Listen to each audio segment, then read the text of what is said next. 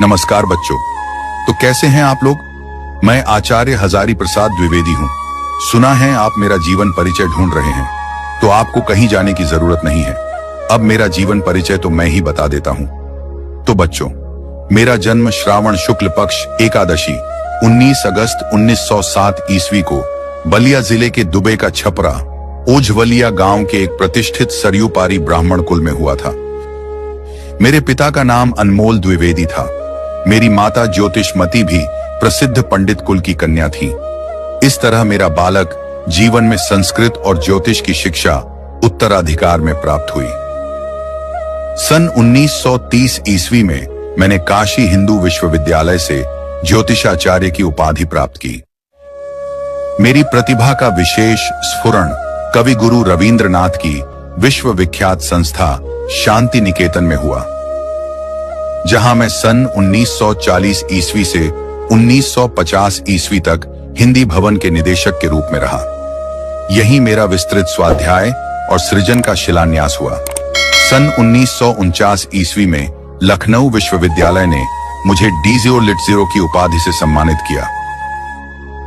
सन 1950 ईस्वी में मैं काशी हिंदू विश्वविद्यालय के हिंदी विभाग के प्रोफेसर और अध्यक्ष नियुक्त हुआ। सन 1957 ईस्वी में मुझे पद्म भूषण की उपाधि से विभूषित किया गया। सन 1958 ईस्वी में मैं राष्ट्रीय ग्रंथ न्यास के सदस्य बना। मैं कई वर्षों तक काशी नागरी प्रचारिणी सभा के उपसभापति, खोज विभाग के निर्देशक तथा नागरी प्रचारिणी पत्रिका के संपादक रहा। इसके बाद सन 1960 ईस्वी से 1966 ईस्वी तक मैं पंजाब विश्वविद्यालय चंडीगढ़ में हिंदी विभाग के प्रोफेसर और अध्यक्ष रहा। तत्पश्चात मैंने भारत सरकार की हिंदी संबंधी विविध योजनाओं का दायित्व ग्रहण किया। लेकिन 18 मई 1979 ईस्वी को मेरा निधन हो गया।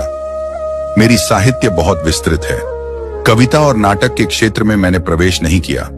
मेरी कृतियां वर्गीकरण के आधार पर निम्नलिखित, जैसे कि मेरी प्रमुख इतिहास है हिंदी साहित्य का आदिकाल, हिंदी साहित्य की भूमिका।